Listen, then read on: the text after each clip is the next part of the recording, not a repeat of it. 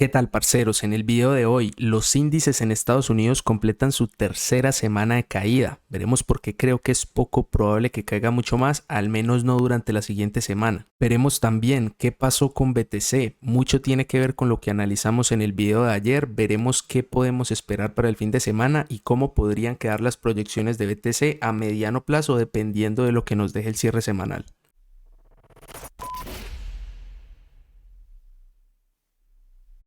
Empezamos hablando del mercado tradicional. En pantalla tenemos el S&P 500, pero es prácticamente la misma imagen en el Dow Jones y en el Nasdaq, que a pesar de que repuntaron un poco al final de la jornada, terminaron la semana en rojo y sin duda nuestro amigo Michael Burry se estará frotando los dedos y tal vez viendo ya algo de ganancia en su posición contra el S&P 500 y contra el Nasdaq. Pero tenemos razones para pensar que se viene un rebote en el corto plazo y teniendo en cuenta que la semana que viene se dará el simposio de Jackson Hole con declaraciones del presidente de la Fed, veremos si ese rebote se convierte en un impulso o marca el inicio de otra pierna bajista.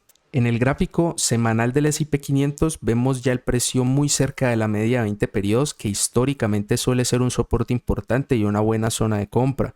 Todo parece indicar que la visita a esa media de 20 periodos va a coincidir con las declaraciones de Jerome Powell. Él sabe que lo que diga puede reventar los mercados, por eso tengo la sensación de que va a terminar complaciendo a los mercados y va a evitar mostrar alguna intención de subir más las tasas de interés, aunque a estas alturas ya todos sabemos que una subida de tasas debe estar sobre la mesa. Por eso creo que un rebote para la siguiente semana es altamente probable y apoyándonos en el gráfico diario vemos que la resistencia más clara está en la zona de los 4.500 puntos en un claro pivote horizontal y además una zona de cruce de medias de 20 y de 50 periodos que se intentarán cruzar en algún momento de la siguiente semana. Creo yo que todo va a coincidir con esas declaraciones de la Fed. Momento entonces para hablar de Bitcoin y su caída de más de 10% en lo que va de la semana. Como les comentaba al inicio, mucho tiene que ver con lo que analizamos en el video de ayer. Esa exposición de gamma en 28 creo yo que fue lo que desató la oleada de ventas. Eso lo esperábamos, pero lo que no esperábamos era que los que iban a tratar de contener esas ventas de los market makers iban a ser los degenerados del mercado de futuros. A medida que los precios iban cayendo, vemos que el interés abierto iba subiendo, lo cual nos indica ahora que intentaron mantener el precio con apalancamiento y el mercado dijo, pues no, mi ciela, y terminamos viendo una liquidación de más de $1.000 millones, cosa que no veíamos desde hace muchos meses, lo cual hizo que se superara por mucho el potencial de caída que yo había previsto en un inicio.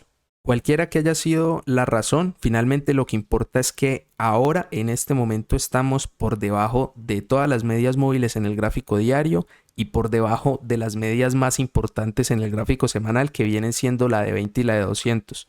Dada la magnitud de la caída y el hecho de que al parecer ya se han liquidado la mayoría de posiciones apalancadas, creo yo que es más probable que durante el fin de semana veamos o una lateralización o un rebote más que la continuación de la caída. Pero al menos por el lado del mercado de opciones sigue habiendo un riesgo muy alto de volatilidad y la exposición de gamma sigue siendo un problema y ahora vemos que es un problema que está en la zona de $26.000. Entonces cualquier perforación en $26.000 puede traer volatilidad difícil de manejar, que no quiere decir que si rompemos 26 va a pasar lo mismo y Bitcoin va a caer otro 10%. Creería que no, porque bueno, ya liquidaron la mayoría de posiciones apalancadas. No creo que caigan dos veces y que intenten dos veces mantener el soporte solo con apalancamiento. Pero es un riesgo que está latente y que tienen que tener en cuenta cualquiera que pretenda una posición apalancada alcista ahorita. Ahora es una posición apalancada y la misma volatilidad de toda esa dinámica con los market makers te pueden liquidar una posición o ir a cazar un stop loss sin necesidad.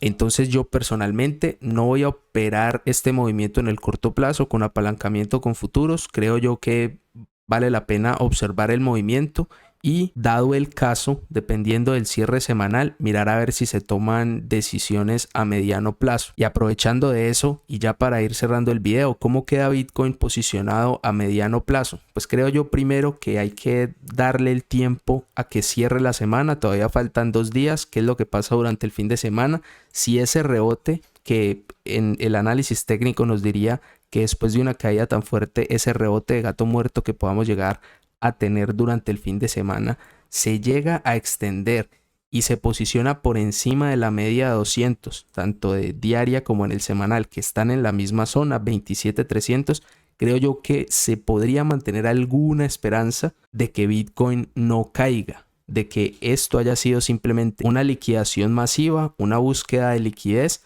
y que el mercado después se dé la vuelta. Todo dependerá entonces del cierre semanal.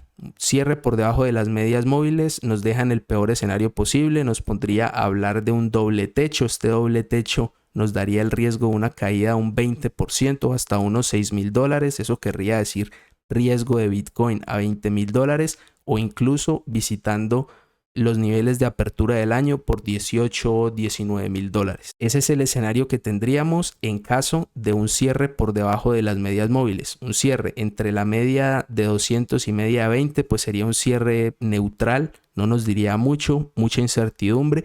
Y si por alguna razón se ilumina todo, sale algún catalizador y durante el fin de semana Bitcoin logra volverse a poner por encima de $28,000, creo yo que eso sería ya muy alcista, y con esa búsqueda de liquidez tan grande habría incluso que considerar si puede ser el inicio de algo más importante. Por ahora creo yo que es mucho pedir, mucho que soñar. La situación hasta el momento nos tiene por debajo de las medias móviles y con eso es con lo que tendremos que trabajar. Ya veremos entonces cómo termina la semana para Bitcoin, cómo abre la semana para los mercados tradicionales. Y bueno, parceros, eso es todo por el análisis de hoy. No se olviden de suscribirse y darle a la campanita en caso de que suba algún otro análisis durante el fin de semana, pero con seguridad nos vemos la otra semana para analizar cómo abren los mercados, cómo terminó cerrando la semana de Bitcoin y cuál es la proyección que podríamos hacer a mediano plazo teniendo en cuenta ese cierre semanal. Espero que disfruten el fin de semana, cuídense y nos vemos la próxima semana. Que estén muy bien.